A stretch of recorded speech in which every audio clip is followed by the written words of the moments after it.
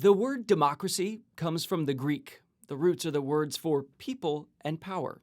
People power. Winston Churchill once praised it this way: "It has been said that democracy is the worst form of government, except for all those other forms that have been tried from time to time." But it gets complicated in real life. A sort of boggy blend of political practice and philosophy. Democratization can refer to people going into the voting booth to select leaders, but not necessarily a Western, liberal-style democracy that comes to mind in America. For instance, Vladimir Putin could boast of a democratic process in Russia.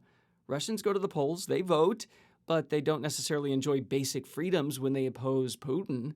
Another instance, Egypt, following the Arab Spring uprising in 2011. After Hosni Mubarak was ousted, elections were held, but Mohammed Morsi's Muslim Brotherhood won, not the liberal activist. Morsi was elected president. He granted himself almost unlimited powers, but he was soon toppled by the military, and the U.S. did not intervene. Egypt resulted in what Fareed Zakaria calls illiberal democracy.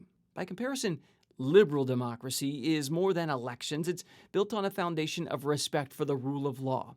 What The Atlantic says includes a separation of powers and the protection of basic liberties of speech, assembly, religion, and property. When it comes to democracy in the Middle East, some observers say it's blocked in many cases by a combination of these things: a lack of democratic tradition, high illiteracy rate, tribal and sectarian voting, including religion, and a tyranny of the majority, which results in little respect for the rights of minorities. Here's the real-life state of affairs. Freedom of assembly and criticism of the government are prohibited in the Gulf states. Despite a parliamentary system and presidential elections, Lebanon's politics are controlled by warlords and family dynasties. In Tunisia, where the Arab Spring began, struggles with Islamist extremists. This might explain why Pew Research Center found that only 12% of Tunisians say they are committed to representative democracy. And in Lebanon, the number was only 18%. Majorities in countries surveyed in the Middle East were disappointed with how democracy is working.